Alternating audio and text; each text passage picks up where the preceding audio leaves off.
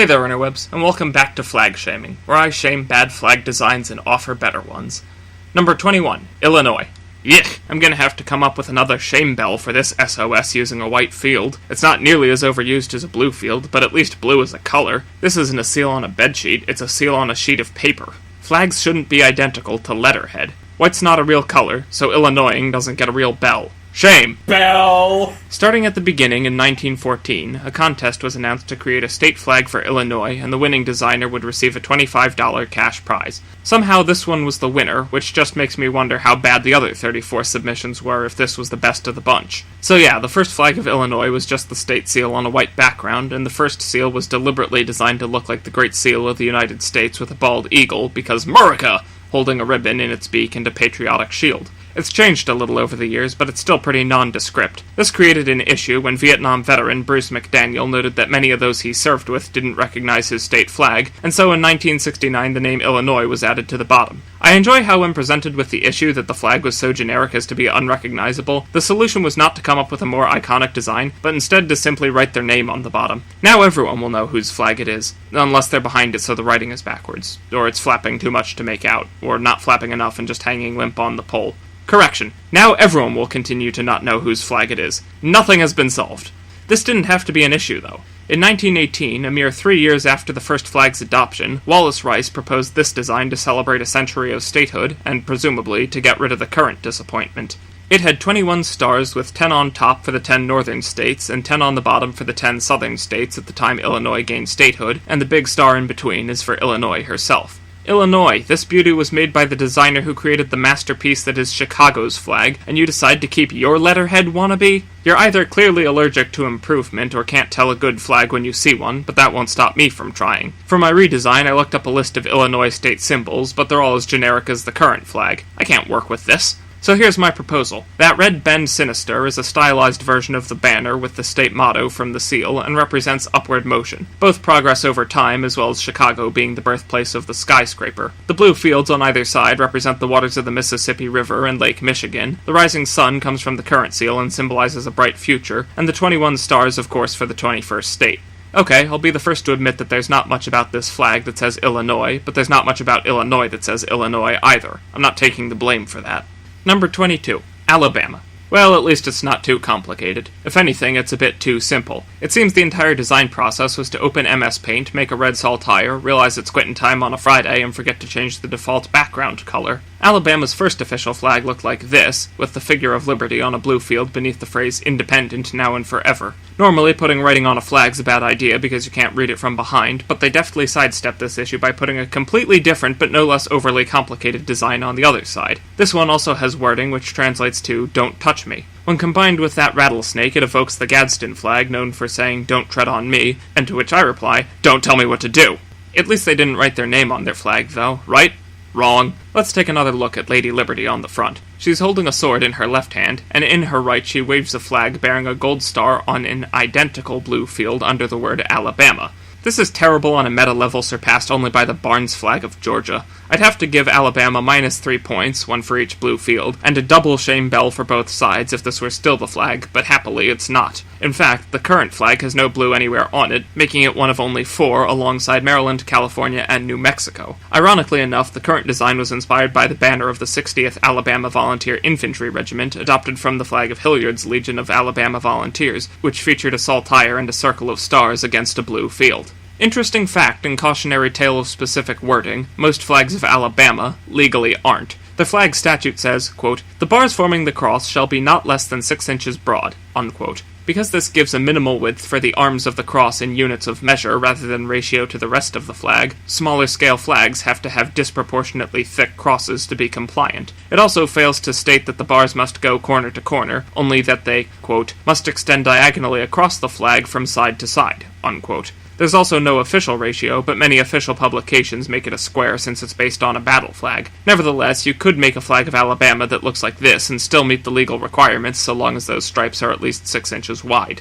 Because their current flag is indistinguishable from St. Patrick's saltire, used unofficially by Northern Ireland, I made this revision. In the center, it features the gold star, not from their first flag, but from their first flag's flag.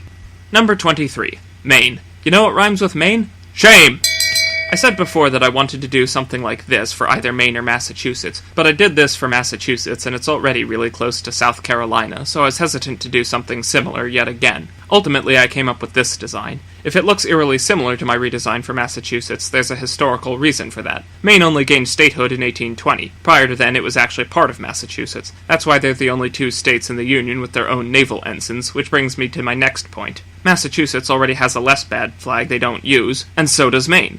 First Massachusetts, then Rhode Island, and now Maine. What is it with New England and not using good flag designs?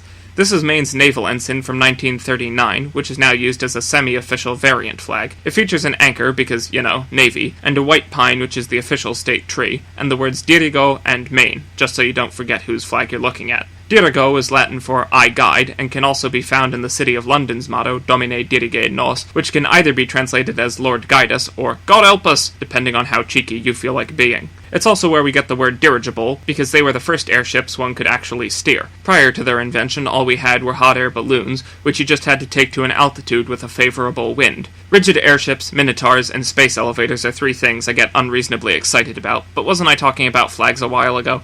Ah yes, Maine. Their current shamecloth features the state seal on a field which is legally mandated to be the same blue as the U.S. national flag, -1. Furthermore, the flag officially should have a fringe of yellow silk and a blue and white silk cord attached at the finial. According to Wikipedia, quote, these embellishments are very rarely observed, unquote. The state seal includes the words Dirigo and Maine, as well as a stylized North Star to symbolize Maine's status as the northernmost state, at least on the East Coast. But this wasn't always their flag, oh no. From 1901 to 1909, the official state flag of Maine looked like this. Maine, what have you done? You traded a good flag for a bad one. What were you smoking and did you give some to Illinois? Granted, the flag wasn't perfect, that tree is kinda complicated, but it's still objectively less complicated than the state seal. I know because your state seal has the same friggin' tree on it. And a moose. Not that you can tell because it's a messy, indistinct SOS.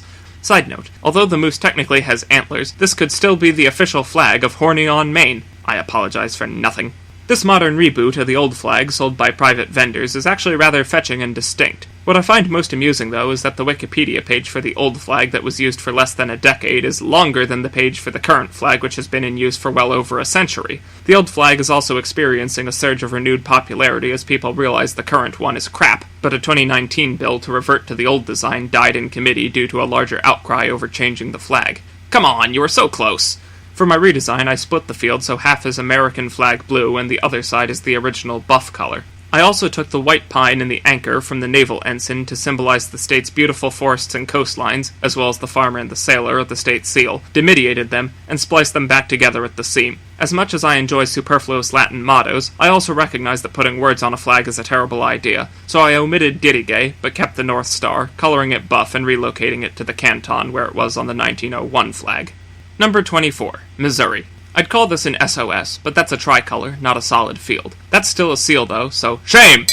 The red and white stripes represent valor and purity, as usual, and the blue stripe represents permanence, vigilance, and justice. Trying to cram in too many good things is going to be a running theme with this flag. The tricolor design is also a reference to the French, who were the first Europeans to colonize it and played a formative role in the territory's early history. Psst, Missouri. France's tricolor is vertical, not horizontal. Alright, let's take a look at that state seal. What are those, bears? There's so much going on here, it's hard to make out the details. Computer, zoom in and enhance! The whole thing is surrounded by 24 stars for the 24th state. The seal is flanked by a pair of rampant grizzly bears, which isn't a good position to be in, but it looks like they're on its side. Both of its sides, really. Right of center, that's the Great Seal of the United States. If you've never taken a good look at it, and you probably haven't, it depicts a bald eagle because Murica! With wings displayed holding 13 arrows in its left claw, and an olive branch with 13 leaves and 13 olives in its right claw. In its beak it holds a banner with the motto E pluribus unum. In front is a shield gules with 6 pales argent and a blue chief. And above are 13 more stars on a blue field, surrounded by a glory wreathed by clouds. This would be too much to put on a flag even if it were the only thing on the flag, and it's only a small fraction of the state seal, which isn't even that big. At any realistic distance, it's just going to look like a blue pixel over a brown pixel. In the lower left quadrant, we have yet another bear symbolizing strength and bravery, and above it is a waxing crescent moon to represent the newness of the state and its potential for growth. It's circled by a belt with the saying, "United we stand, divided we fall," which is made somewhat ironic by the fact that a belt was used to symbolize the state's ability to secede from the Union if they want.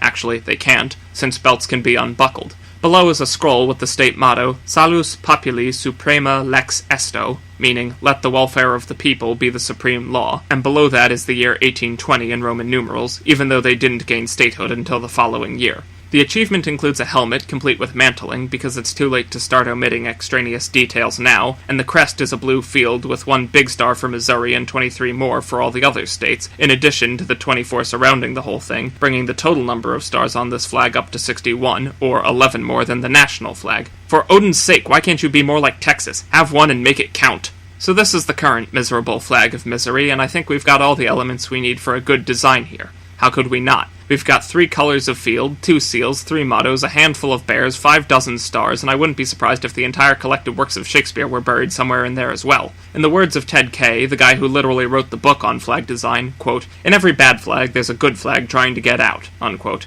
Now we just have to chip away everything that doesn't look like David. Starting off, it has a 7-12 ratio, which I changed to a more sensible 2-3. I also wanted to make the moon more crescent-y like South Carolina's and face the other direction, but this is specifically meant to be a waxing moon. That means the shadow has to be on the left, and the curve could only be more extreme if Earth's shadow was much smaller than the face of the moon, which it's not. My first thought was to give it a horizontal split with a statent bear like the current design, but I decided a flag with a statent bear, a red stripe along the bottom, and a crescent moon on a blue field would look too much like California by way of South Carolina. Instead, I went with a vertical layout, with blue on the left, red on the right, and some white going on in the middle, evoking a French feel like the current design.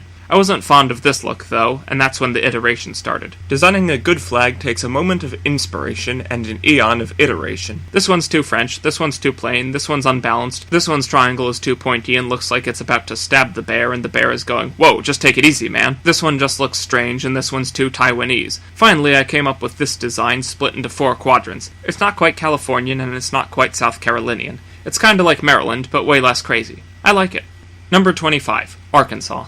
Funny story, this flag wouldn't exist if not for the USS Arkansas. In 1912, the Daughters of the American Revolution wanted to present a state flag for the ship's commissioning, but Arkansas didn't have one yet. A contest to design one was announced, and this was the winning design submitted by the very unfortunately named Willie Hawker. The central diamond represented Arkansas's status as the only diamond-bearing state in the Union at the time, and the 25 stars in the border represented exactly what you'd expect them to by now. There are 3 stars inside the diamond, and 3 competing theories about what they're meant to symbolize. 1. Spain, France, and the U.S. as the 3 nations to which Arkansas has belonged. 2. The Louisiana Purchase, which transferred Arkansas from France to the U.S., was signed in 1803. 3. Arkansas was the 3rd state after Louisiana and Missouri formed from said Louisiana Purchase. Regardless of what they symbolize, this is still a lovely design, but then the flag committee pulled an Indiana and slapped the state name on the thing. In 1923, the state legislature added a 4th star in remembrance of the CSA. For my redesign, I really didn't have to do much. I basically just scrubbed the name and messed with the stars a little for symmetry. I considered removing the 4th star and completely reverting to Hawker's original design, but ultimately decided against it. Believe it or not, there were actually people in the South opposed to slavery, but conscription was rampant at the time, so you know what? If you want to have one inconspicuous star in memory of those people who fought and died for a doomed cause they might not have even agreed with, okay. I'll let you have that one. That's how you do it, Mississippi. And with that, we're halfway done. 25 state flags down, 25 more to go. If you want to discuss the most recent 5, there's a link to the subreddit in the description, along with a link to my Twitter. There's a new episode next week, and you really should check out How Fascinating if you haven't already. Thanks for watching, and have a nice day.